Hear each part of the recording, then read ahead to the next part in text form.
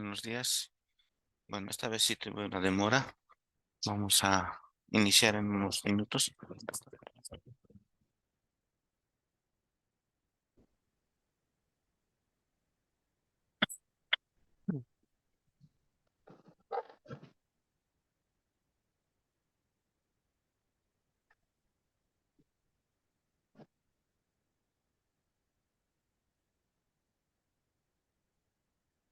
Va a tomar ya. Bien. Buen día a todos. Bueno, primero, disculpame por la demora. Esta vez sí es una demora mía.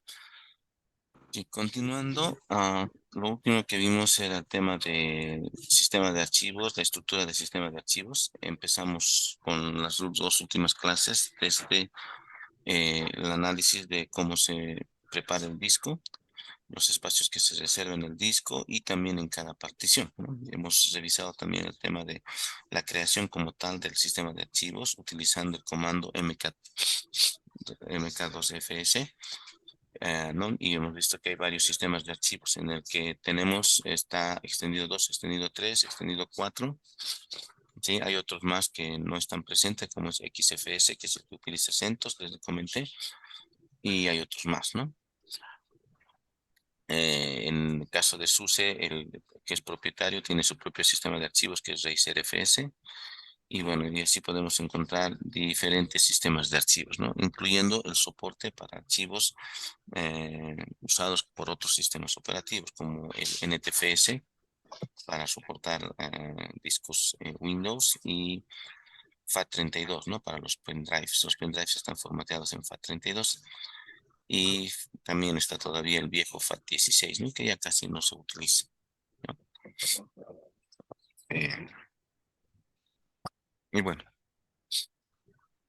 vamos a retomar un momento una vez que se restaure la máquina, pero vamos a continuar con el avance y veremos ahora esta parte de aquí. Vamos a hablar un poco de asignación, ¿ya? Y vamos a hablar de asignación continua, ¿sí? Entonces, ya hablamos un poquito de la asignación en clases anteriores, ¿sí? Y básicamente dijimos, vamos a venir aquí, ¿no? Va a ser, por ejemplo, algo así, ¿no? Digamos, tengo un archivo A que es de 4K, entonces, y ya vimos que al momento de crear el sistema de archivos, creamos por bloques, ¿no? Entonces podemos crear bloques de tamaño fijo, digamos, en realidad puedo crear desde 1 hasta 4 megas, ¿no? Cuando hicimos, ¿no? Vamos a volver a recordar esto, a ver si levantó la máquina, ya levantó, ¿no? Ya. Bien, entonces, no se olviden siempre aquí cuando estemos trabajando con máquina, revisar si está o no está montado el disco, ¿no? Si está montado, tenemos que desmontar si vamos a hacer cambios, ¿sí? Entonces, el desmontaje del sistema de archivos es utilizando el dispositivo, que en este caso es SDC1, o utilizando el punto de montaje. Cualquiera de las dos opciones es válido, ¿sí? Entonces, voy a usar de SDC1, ¿sí? Ahora, en este caso, para ver las particiones del disco C, es SDC. Bueno, en el caso de ustedes, SDB. Bueno, tengo varias particiones, ¿no? Sí, entonces cuando hemos creado el sistema de archivos, vamos a crear en la 5 punto, estas opciones tengo, ¿no? Extendido 4 y aquí le doy el tamaño de bloques, ¿ya? Le puedo dar, digamos, vamos a hacer ya voy a recurrir a la calculadorita, ¿ya?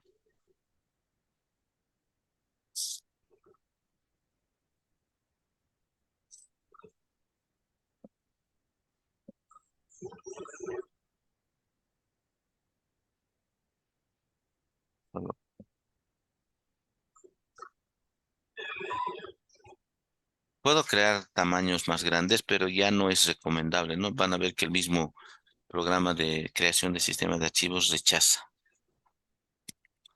Vamos a hacer 1024 por 6. 6144. 6144. Ah, bueno, no estoy grabando. Recording Ya. in progress. Bueno, entonces vamos a volver a crear el sistema. Buen día a todos. Vamos a volver a crear el sistema de archivos. Le voy a poner un sistema, un tamaño de bloque más grande. En este caso, eso vamos a hacer sobre las 5. ¿Sí?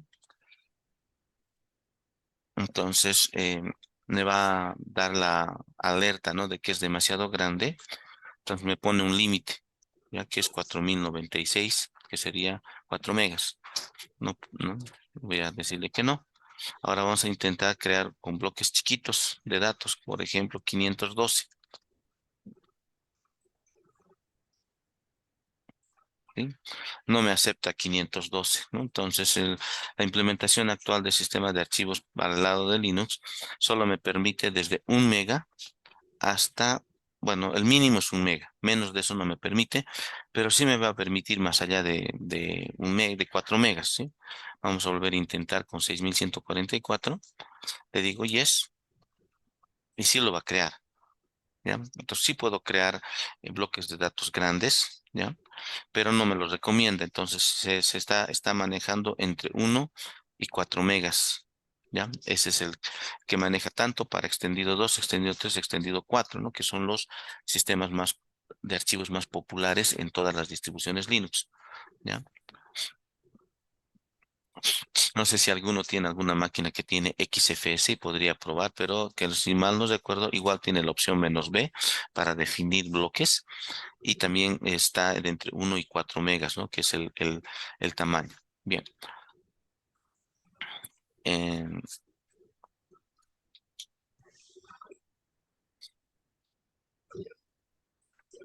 bueno, entonces,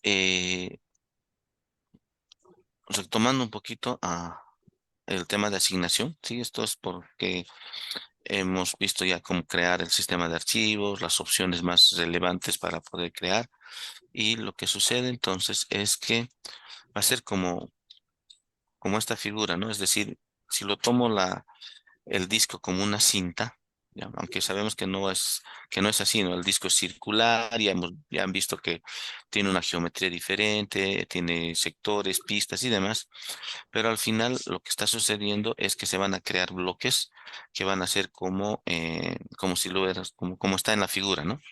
¿Ya? Entonces, estos bloques van a tener un tamaño. Al momento de crear el sistema de archivos, por defecto va a ser de 1 mega, van a ser de 2, de 3 o de 4 megas, ¿no? Que es lo que te recomiendo. No va a ser más pequeño y sí puedo crear más grande, pero no me recomienda, ¿no? Como vieron al momento de crear el sistema de archivos. Entonces, si tengo, digamos, supongamos que cada bloque es de 1K en este caso, ¿ya? No, ya, pongámosle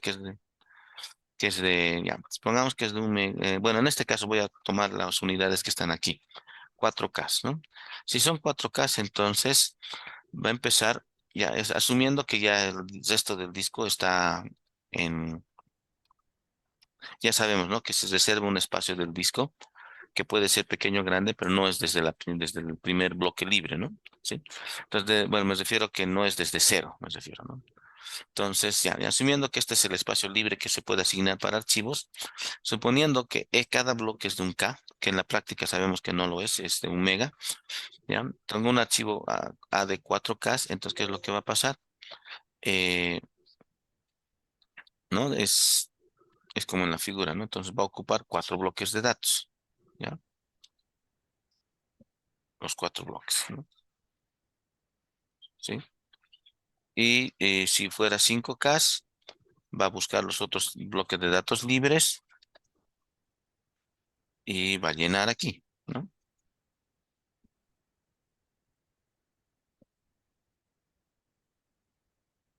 Au, entonces está mal.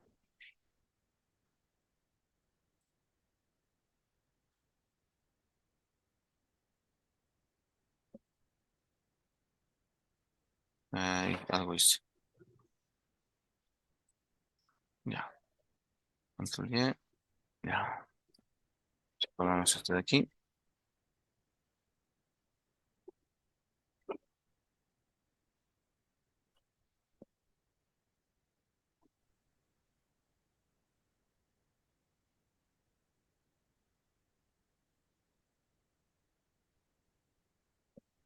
¿sí? Así. ¿Qué pasa si, digamos, tengo un archivo de...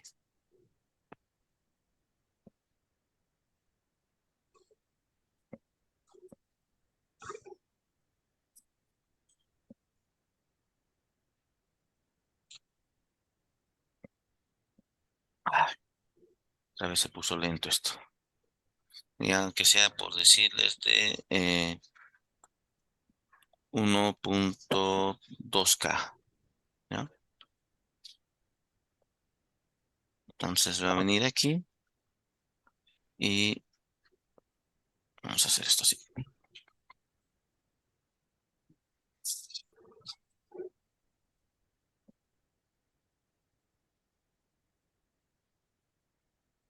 Si fuera ese el caso, ¿qué es lo que va a pasar?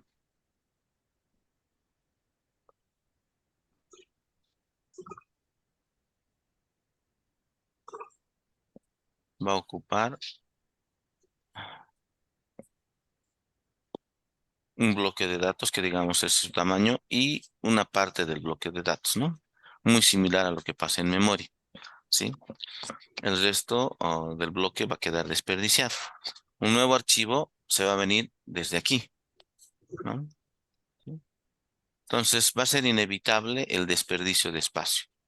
Por mucho que hagamos de 1 mega, 4 megas y demás, los datos se van a almacenar en los bloques, ¿ya? Entonces, si el bloque es suficiente, se queda en el bloque, pero no va a ser, no va a ser exacto, ¿no? Va a ser, digamos, 1.5, 1.4 megas, 3.6, 3.10, ¿no? Entonces va a ocupar 3 megas y el otro bloque va a ocupar solamente un pedazo y va a quedar desperdiciado, ¿sí?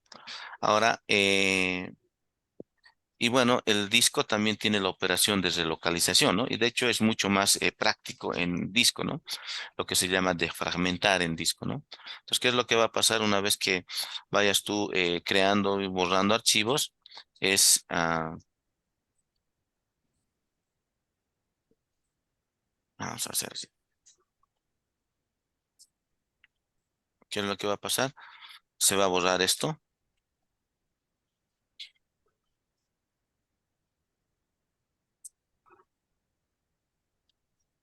y se va a borrar esto, ¿sí? Entonces, estos espacios van a quedar, voy a borrar esto mejor. Bueno, ya. Entonces, ¿qué es lo que va a pasar? Voy a dejar huecos, ¿sí? No solamente va a pasar lo de fragmentación interna que hablamos, también va a pasar lo de fragmentación externa. Voy a dejar bloques por todo lado. Entonces, bueno, en versiones anteriores de Windows, sí tenías el programita de fragmentar que te lo mostraba en forma gráfica, ¿ya? Y podías ver cómo se movían los bloques de datos, ¿no? No sé si alguien alguna vez ha utilizado el de fragmentador, versiones antiguas de Windows, te lo mueve, o sea, te lo hace, no te lo hace en una cinta, sino te lo hace en una matriz y vas viendo los bloques de datos y va agarrando y moviendo bloques de datos a diferentes, todo arrinconando a un solo lado para ganar espacio, ¿no? Y es una operación muy típica en discos, especialmente hasta la versión Windows 7, si no estoy mal. No, o sea, todavía se sigue haciendo, ¿no? Pero me refiero a esa interfaz gráfica se mantuvo hasta la versión 7, ¿no? Y sí podías ver, ¿no? Y no era con pérdida de datos, simplemente lo único que hacía era mover un bloque de datos al otro, ¿no? Sí. Me refiero a que, por ejemplo, todo este bloque de aquí, lo que hace la defragmentación es venir aquí y moverlo al principio, ¿no? Hasta ahí. Y esto quedaría libre, ¿no? Eso es lo que hace, ¿no? Lo mismo que hablamos en memoria, ¿no? Solo que esta es una operación que el usuario la lanza cada cierto tiempo. A veces te sugiere, te dice que tu disco está muy fragmentado y te sugiere que lo defragmentes, ¿no? ¿Sí? Y bueno, tú decides, y en cambio en la memoria, sí, cada cuánto se hace es otro tema, ¿no? Aquí el usuario tienes la interfaz, la parte de sistemas, especialmente en Windows, para poder hacer esta operación de fragmentar el disco, ¿no? Mover bloques de datos a diferentes posiciones. Ya. ¿Qué otro detalle más en esto de discos? Hasta aquí está claro, ¿no? ¿Sí? Ahora, ¿qué pasa si, digamos, el archivo B crece a 8K? ¿Ya? Entonces voy a irme a la parte de arriba, ¿no? Está a 4K se está aquí usando, los 5K aquí, estos 2K y, y bueno, este archivo D, digamos, pongámosle que este ha sido más chiquito, de 0.3, digamos. No va a ocupar este bloque de aquí, pero no todo, ¿sí? Y el archivo, el siguiente resto de datos se va a venir en el siguiente espacio continuo, ¿no? Por eso es asignación continua, ¿ya? Sí, solo que va a haber un mecanismo que va a indicarle dónde está el siguiente bloque de datos, ¿no? Entonces, es así, digamos, como, porque los archivos no se crean, digamos, de un solo tamaño y se quedaron ahí, van a ir creciendo. Entonces, como van a ir creciendo, se van a ir a los siguientes bloques de datos, ¿no? Al siguiente bloque de datos, así sucesivamente, ¿sí? Ahora, aquí no es mayor problema, digamos, si lo vemos de forma lineal, ¿no? Pero sabemos que el disco es circular. Entonces, un bloque de datos podría estar, pongámosle, bueno, voy a ver, asumir esto, podría estar en este extremo, a un extremo y al otro extremo. Entonces, y eso es lo que causa, digamos, esa lentitud. Y a veces cuando hacemos una lectura extensiva, especialmente en las PCs de escritorio que tienen un LEDcito cuando el disco está haciendo lectura, van a ver que a veces como si fuera discoteca empieza a brillar, ¿no? Es porque el brazo mecánico se está moviendo de un lado a otro lado para poder recorrer todos los bloques de datos, ¿no? Los bloques de datos, si bien ahorita físicamente, bueno, si lo hacemos como una cinta, los estamos visualizando de forma continua, pero al ser el disco, por la geometría del disco, al ser circular, va a ir moviéndose de un lado a otro lado, ¿no? El disco va a girar, el brazo mecánico va a girar, y eso hace que a veces incluso hasta escuchas el sonido del disco, ¿no? Escuchas y parpadea, ¿no? Y es eso porque al final no va a estar así como tal, sino que va a estar en otro sector, ¿ya? Bien, seguiremos. Ya. Bueno, eso es asignación continua. Bueno, entonces, con una extensión también estaría la continua con lista enlazada, ¿sí? Que es justamente la que me va a permitir determinar cuál es el siguiente bloque de datos, ¿no? ¿Ya? Va a ser muy similar a lo que hablamos en memoria, donde tengo, digamos, como esto de aquí, ¿no? Similar a esto. Tengo mis datos y tengo un puntero que me indica dónde está el siguiente bloque de datos, ¿sí? Es eso, ¿no? Entonces, esa es la idea de lista de la asignación contigua con lista enlazada, que básicamente sería el ejemplo de aquí, ¿no? Entonces, el archivo B es de 5K, pero ahora ha cambiado a 8K. Los 5K están aquí, este bloque de datos, y los 8K están aquí, ¿no? El resto de la información. Entonces, de alguna forma, está guardado esto en una lista de tal forma de que le indica dónde está el siguiente bloque de datos para ese archivo, ¿sí? Es eso. Bien, ¿está claro? Bien, seguiremos hablando entonces de asignación. ¿Dónde estamos? Ya, aquí.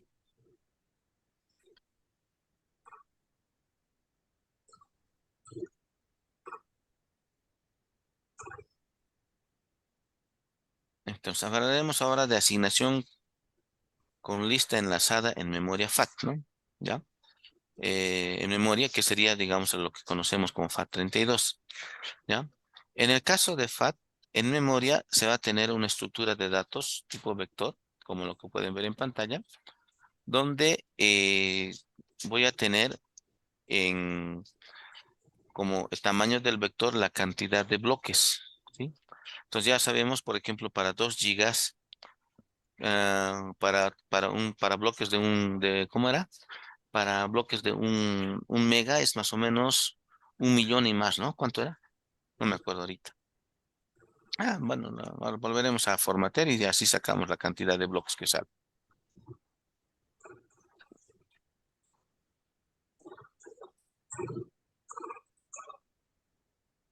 Ya, para 2 megas. ¿Dónde está el tamaño de bloques? Y no, ahí está. 1.048.000 bloques, ¿no? ¿Sí? Entonces,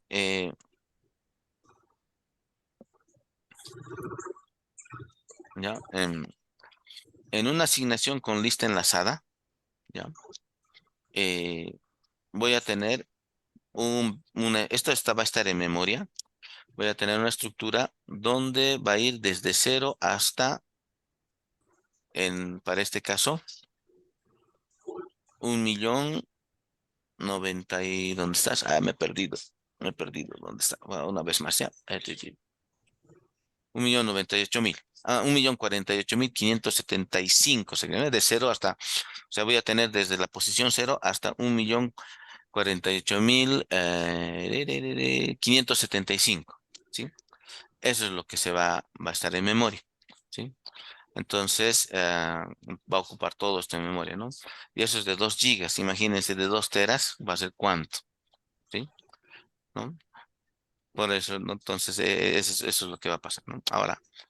Ahora es interesante también cómo esto se maneja, ¿no? Y todavía se sigue usando FAT32 por si acaso, ¿no? Porque eso utiliza el pendrive, ¿no?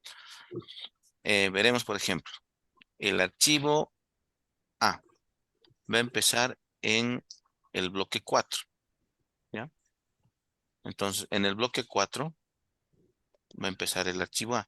Este de aquí le va a indicar el siguiente bloque de datos, que sería el 7. El 7 le va a indicar el siguiente bloque de datos, que es el 2, ¿ya? Y este le va a indicar el siguiente bloque de datos, 12, y este le va a indicar -1 que terminó, ¿sí? Ya terminó, ¿sí? Entonces, cuando quiera leer los datos del, del disco, entonces lo único que necesito conocer es en dónde está empezando el archivo, ¿sí? El primer bloque de datos. Y bueno, aquí está, ¿no? Por ejemplo, aquí, bueno, aquí tengo que tener alguna marca que me indique dónde está empezando, inicio de archivo, ¿ya? Y a partir de aquí simplemente es acceder a la posición, el valor en la posición, voy a esta posición, su valor, voy a esta posición, su valor, y cuando encuentre -1 he terminado de leer todo el archivo. Eso es. ¿Sí? Lo mismo en el caso del B, está empezando en la posición, en el bloque 1, ¿ya? Y el siguiente bloque de datos es el 3, es el siguiente el 6, el siguiente el 11, el siguiente el 9 y el 5 y el 5 termina, ¿no? Entonces es así.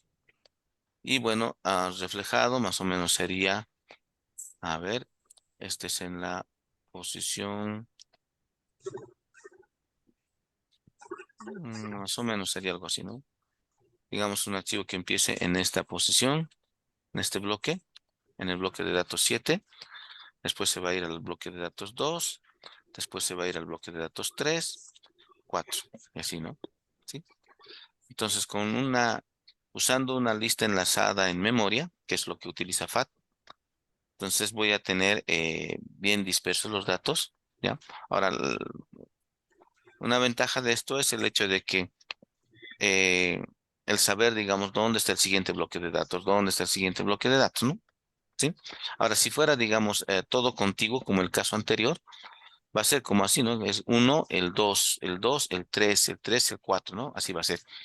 Pero en la práctica, me refiero a entre borrar, asignar, hacer crecer el archivo, no va a ser así, ¿no? O sea, no va a ser, digamos, uno, dos, tres, ¿no? Así bien correlativo, sino va a ser como lo podemos ver aquí, saltado, ¿sí?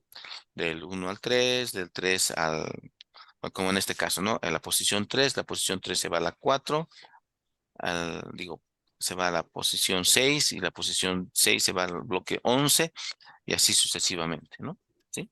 Entonces, y esas son también las razones por las cuales también a veces tú sientes que tu máquina se va lenteando, ¿no? Sí, es la sensación que tenemos. Dices uno, pero no le he instalado nada y se vuelve lento, ¿no? Es porque cada vez que vas usando se va dispersando más los datos y al final cuando tienes que acceder a los datos, como están dispersos, entonces va a ir recorriendo bloque. Al final, tanto Windows como Linux están usando bloque de datos, ¿sí? Y la información está en bloque de datos.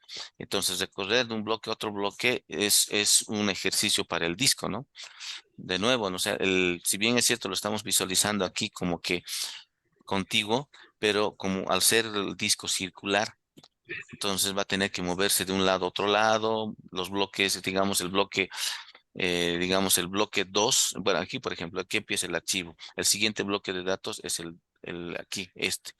Este podría estar en el otro extremo del disco. Entonces, para leer de un bloque al otro bloque va a tener que dar vuelta el disco, ¿no? Sí. En la práctica va a ser así, ¿no? ¿Ya? ¿Hasta aquí alguna consulta?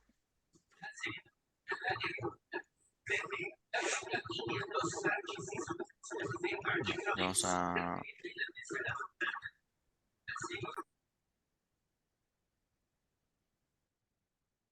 ¿Alguna consulta de los que están en Zoom?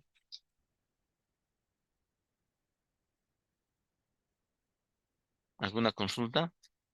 Jerry, Fabricio, José, Joaquín, Luis Quena, Samuel. Ya, todo claro aquí, ¿no? Ya, continuaremos. Bueno, eh, otro detalle también, ¿no? Nos acordaremos también que vimos que en el pasado sí había dispositivos que a la fuerza tenía que ser este tipo de asignación, ¿no? Me refiero a como si fuera una cinta, literal, ¿no? Porque era realmente la cinta de cassette que se utilizaba y ahí se tenía que guardar los datos, ¿no? Ahora, lo que sí no sé, nunca supe si lo manejaba en bloques de datos, ¿no? Pero lo que sí sabía era que al ser cassette, entonces sí o sí empezaba en el inicio de la cinta, ahí se almacenaba los datos de forma contigua, ¿no? No había de otra. Y a la lectura tenía que ser también así como en este caso, ¿no? Empezar a leer aquí, siguiente, siguiente, siguiente, ¿no? Porque por la estructura del cassette giraba a un lado y empezaba a leer bloque por bloque, ¿no? ¿Sí? No podía hacer ese ejercicio, digamos, de venir, recorrer, volver atrás, no. Tenía que recorrer la cinta desde el principio, como la reproducción de música, ¿no? Empiezas la pista uno, la pista 2, la pista 3, la pista 4 y terminó. Así funcionaba, digamos, como en las viejas Comodoros que utilizaban los cassettes de música, ¿no? Sí, obviamente eso ya no existe, por eso tenemos el disco como tal, y tenemos toda esa parte física que me permite moverme de un lado a otro lado y de esa forma poder tener esto de aquí, ¿no? Agarrar de aquí, moverme a este bloque, después moverme a este otro bloque y así sucesivamente, ¿no? Al ser circular, eso me permite, digamos, girar y moverme de un lado a otro lado, ¿no? Ya no es como la estructura de cassette, que solamente se rebobina a un solo lado hasta terminar, ¿ya? Entonces, esto también del sistema de archivos está muy asociado, digamos, a la parte del disco físico como tal, ¿no? Bien, continuaremos.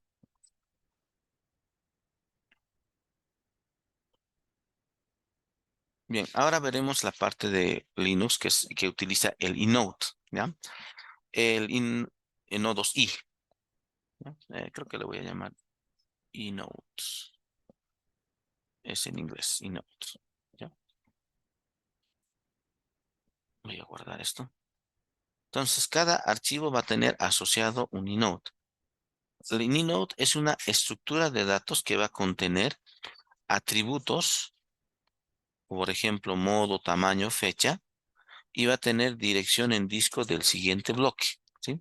Entonces, cuando se acuerdan, cuando hicimos en NTFS le pusimos "-c", igual también definimos bloques, ¿no? Entonces, al final, tanto en el lado Windows como en Linux, estamos manejando bloques de datos, ¿sí? Sí, en ambos lados. Entonces, ahora, lo de eNote, todas, tanto extendido 2 extendido 3 extendido 4 ReiserFS, XFS, maneja eNote, ¿sí? Solo que cada uno tiene sus particularidades, ¿no? Entonces, por eso que lo generalizamos no, o sea, en realidad Unix en general, en todas sus variantes, Mac, Linux y demás, manejan nodos I, ¿sí? Como una implementación para sistemas de archivos, ¿ya? Entonces, ¿en qué consiste? Primero que cada archivo va a tener asociado su nodo I, ¿sí? Para eso, para poder ver, por ejemplo, bueno, vamos a venir aquí, ya, voy a irme a mi carpeta de trabajo. Ustedes eso ya lo prueban en casa. ls-i ucr.c, por ejemplo. Entonces, este es el nodo I asociado al archivo ucr.c, ¿sí? Aquí tengo un archivo smb.txt. Ese es el nodo I asociado al archivo smb.txt. Entonces, cada archivo tiene asociado un nodo I. Vamos a ver este de aquí, hola, que es un directorio. Igual tiene asociado un nodo I. Ya, entonces todos tienen asociado un nodo I, ¿sí? Entonces, esto ya está más asociado a esto que dijimos cuando vimos la estructura de archivos, ¿sí?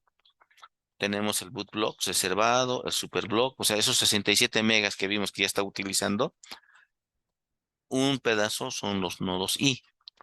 O sea, dentro de esos 67 megas está la información de cada archivo, ¿no?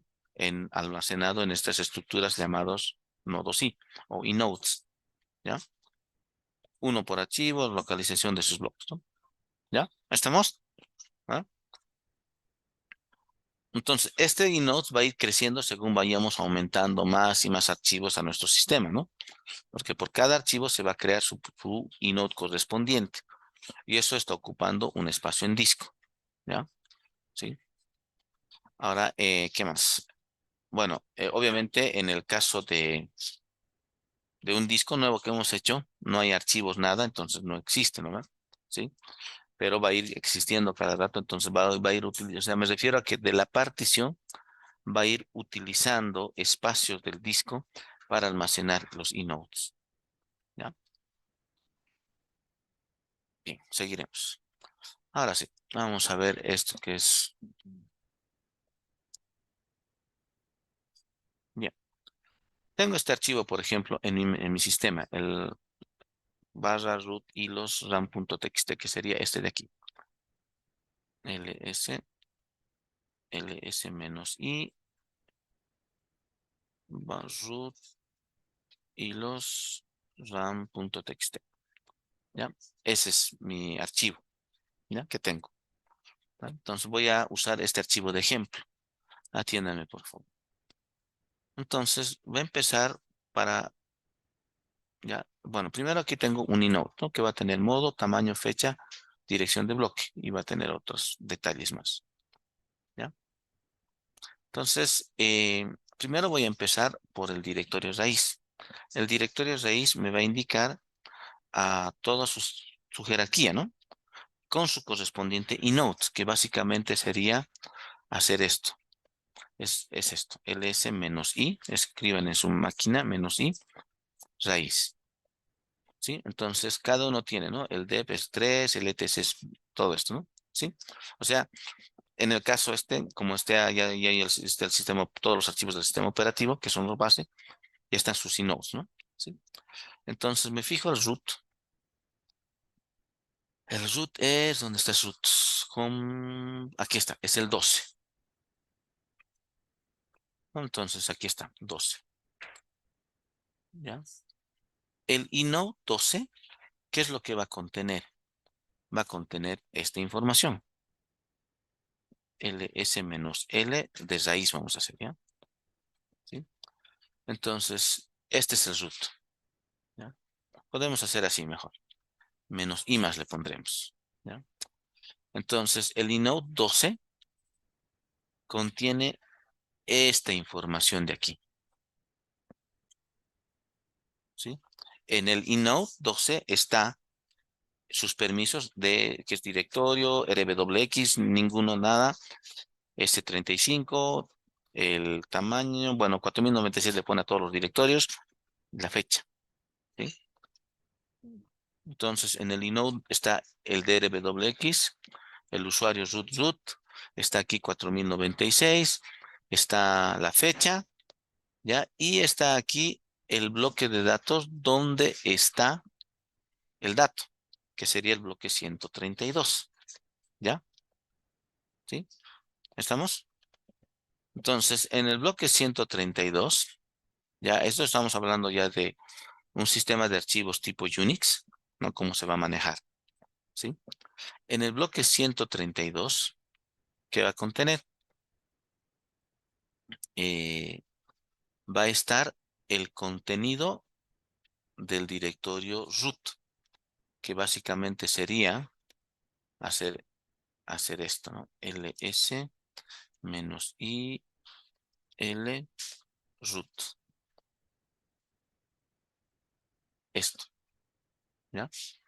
Todo eso está ahí, en ese bloque, ¿sí?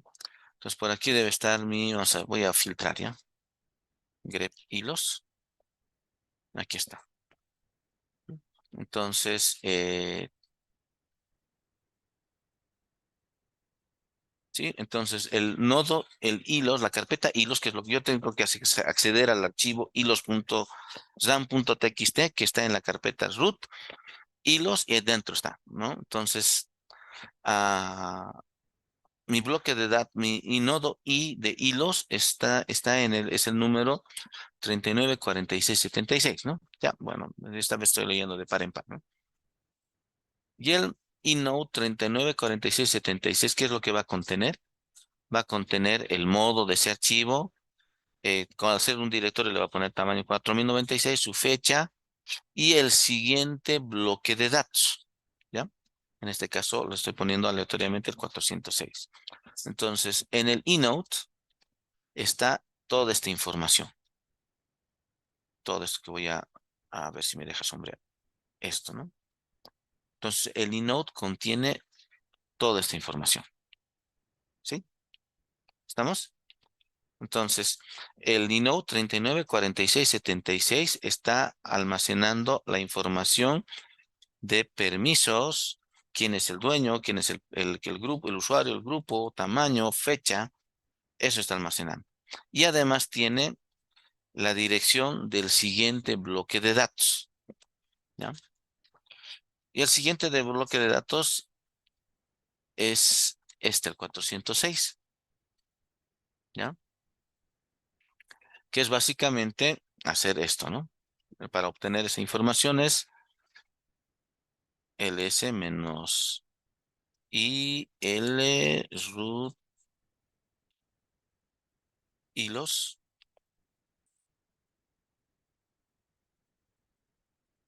Y aquí está, ¿no? El ram.txt.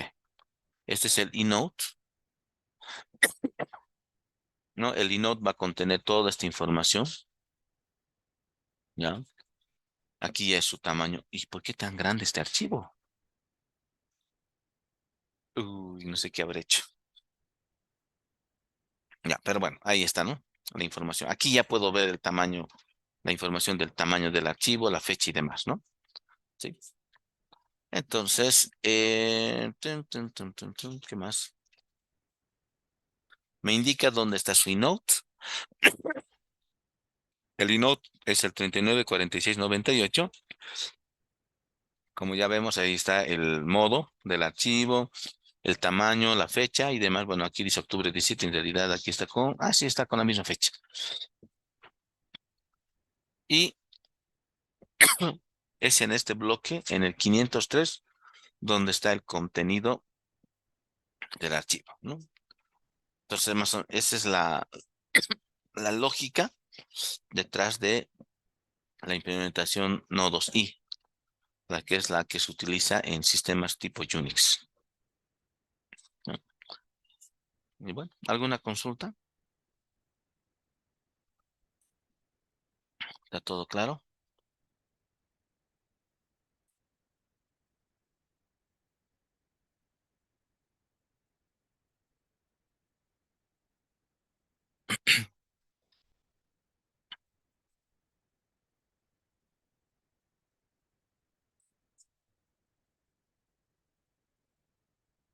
Bien, vamos a poner una breve pausa.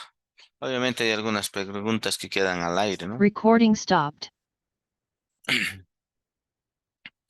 ¿Qué pasa si mi archivo ram.txt es enorme, que no cabe en un bloque, ¿no?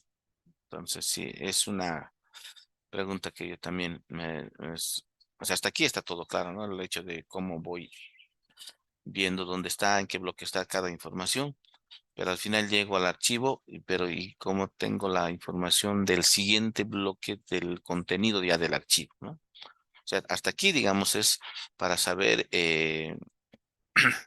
cómo llegar al archivo. A partir de ahí es algo que tampoco está muy claro en la bibliografía. Pero bueno, esa es la idea de los nodos simples, ¿no?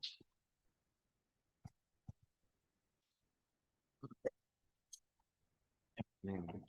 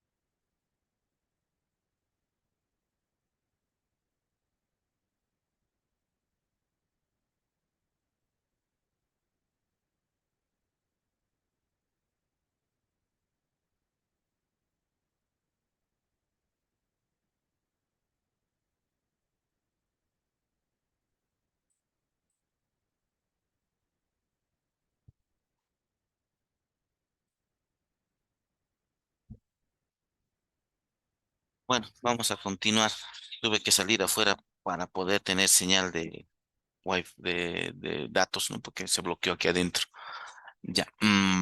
A ver. Entonces está todo claro hasta aquí, ¿no? Sí. Ya. Bien. Bueno,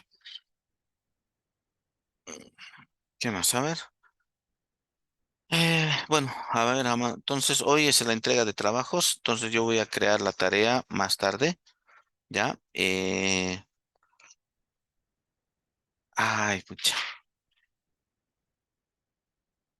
les tenía que avisar cuándo va a ser la posible fecha, ya, déjeme un segundito, ya. A ver si puedo ver mi plan de vacaciones que no lo he visto. Ay, ay, ay, ay, chan, chan, chan, chan. Ahorita voy a verlo, mejor, me olvidé. Sí, me está preocupando del segundo trabajo, no van a tener mucho tiempo y ya se está acercando fin de semestre, pero vamos a tratar de respetar las fechas que hemos marcado, ¿ya? Nos falta revisar el tema de un capítulo más y vamos a... Ya no, mejor continuaremos avanzando, ¿ya? Sí, mejor. Después yo les aviso por WhatsApp más o menos el día que voy a tener posible fecha de... Como les dije, ¿no? Estoy sacando vacación y voy a estar todo el día libre para revisar. Ya,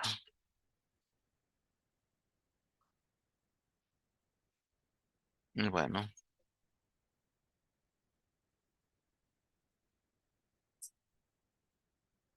estamos compartir todo, listo. Ya, Recording in progress. rápidamente veremos esto con lo que vamos a concluir. No es mucho. Bien, siguiendo un poco esto de aquí, de la estructura, ¿no? Vimos que aparte de los e-notes, están también el espacio libre, ¿no? Tengo que tener algún mecanismo para poder administrar los espacios libres.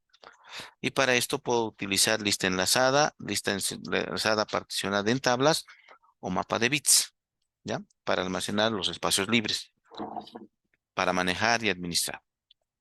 Entonces, veremos por lista enlazada de bloques de disco, ¿no?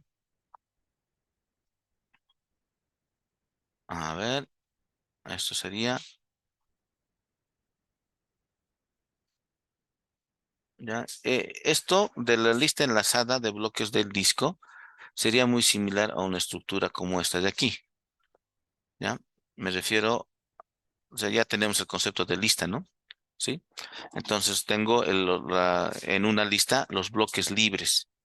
¿Ya? ¿Cuál es el siguiente bloque libre? ¿Cuál es el siguiente bloque libre? ¿Cuál es el siguiente bloque libre? ¿No? Entonces el puntero me va a indicar el siguiente bloque libre. ¿Ya? Entonces aquí tengo el dato, digamos, del bloque, y el siguiente y así sucesivamente, ¿no? Entonces, cuando necesito un bloque de datos libres, tengo que recorrer a la lista y actualizar la lista de bloques, ¿no? Libres.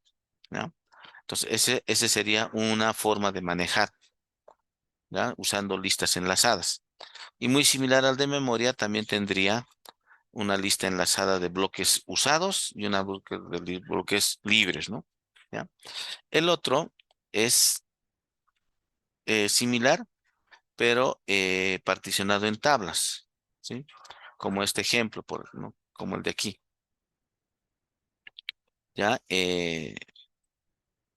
Tienes una tabla donde están todos los bloques libres y tienes un puntero al siguiente grupo de bloques libres. O sea, en realidad divido en grupos, no en grupos ¿no? Entonces, grupos, digamos, de cada 1000, digamos, bloques libres, ¿no? Cada 1000, pongámosle, ¿no? Un ejemplo, porque eso igual el que lo implemente tiene que definir cuánto va a ser, ¿no?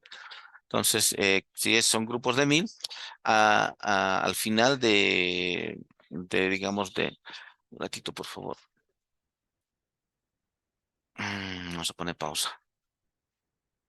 Recording stopped. Ya, por favor. yo estoy en clase y las voy a pedir, sino que se retiren todos que no son de mi materia, ya, así que voy a pedir, por favor, que guarden silencio.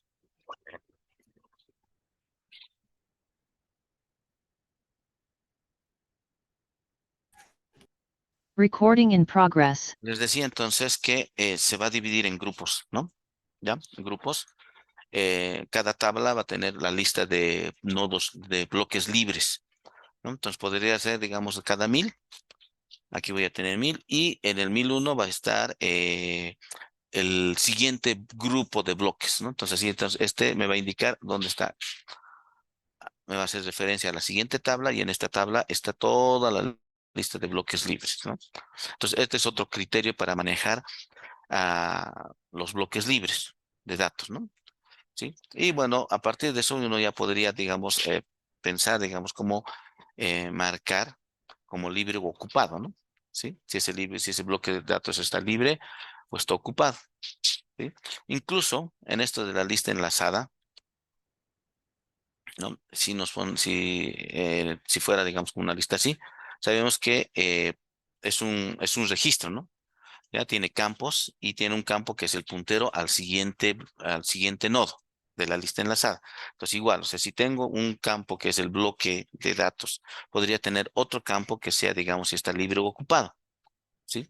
Entonces, de ese modo no necesito, digamos, manejar dos listas, ¿no? Sino que simplemente manejo la lista, una sola lista enlazada de espacios libres, solo que marcando si está libre o está ocupado, ¿no? Si tiene datos o no tiene datos. Y cuando tenga que buscar espacios libres, lo único que tengo que hacer es recorrer toda la lista enlazada, recorriendo solamente aquellos nodos que tengan espacios libres, ¿no? ¿Sí? O la otra implementación es esta de aquí de la tabla, ¿no? Que sería básicamente un grupo. Igual puedo marcarlas si están libres o ocupadas y tengo de este modo el siguiente y así sucesivamente, ¿no? El siguiente. Y finalmente puedo manejar mapa de bits, que va a ser la misma explicación que hicimos en memoria, ¿no?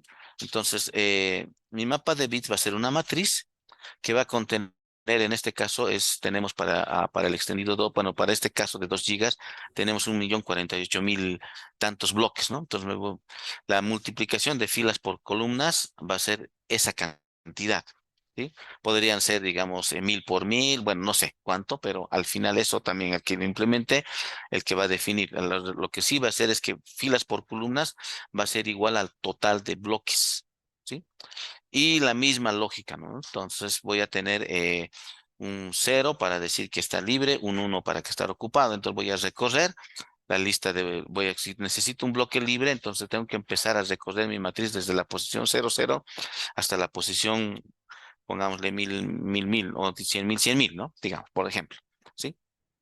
Voy a recorrer uno por uno y tengo que encontrar bloques contiguos para el tamaño que necesito, ¿no? La misma lógica que en memoria.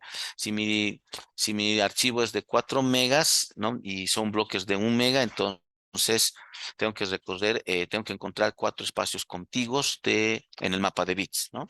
¿Sí? De la misma forma, ¿no? Entonces, esa es, digamos, la otra manera de manejar mapa de bits.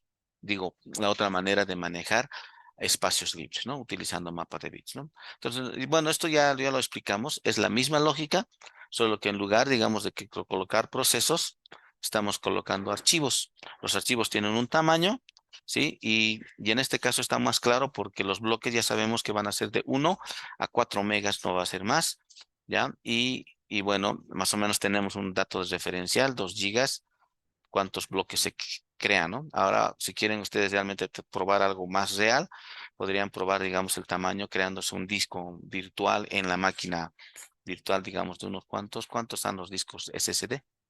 512, ¿no? Ya, pongámosle un tamaño real, ¿no? De 512 gigas y lo formatean y van a tener el número de bloques que va a generar, ¿no? Entonces tu mapa de bits va a tener ese tamaño. Y tú puedes ya calcular de cuántas filas, cuántas columnas para poder tener esa cantidad de bloques. Eso ya es más real, ¿no? Entonces, ¿entiendes? Entonces, este mapa de bits va a contener el total de bloques, ¿sí? Y todas van a empezar en 0, 0 y cada vez que se vayan asignando, vas a ir buscando como espacios contiguos libres, ¿sí? Y con esto terminamos todo lo que es sistema de archivos, ¿ya? Nos te queda hablar la siguiente clase que va a ser bien corta acerca de entrada y salida y con eso estamos listos para el segundo parcial. ¿Listo? Ahora sí, Recording ya. stopped.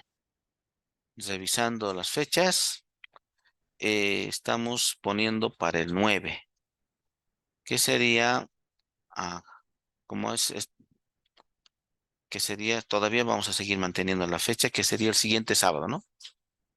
¿Ya? El siguiente sábado. Sí, entonces sí, me imagino que ya ustedes ya han leído el capítulo de memoria, porque ¿qué capítulos entran aquí? El capítulo de memoria y el otro capítulo que es entrada y salida, ¿ya? Entonces, esos entrarían al examen. Y bueno, con el primer y segundo parcial se puede aprobar y para el final entraría el capítulo de seguridad. Sí, eso es lo que acordamos como avance, ¿no? Bien, listo. Entonces, y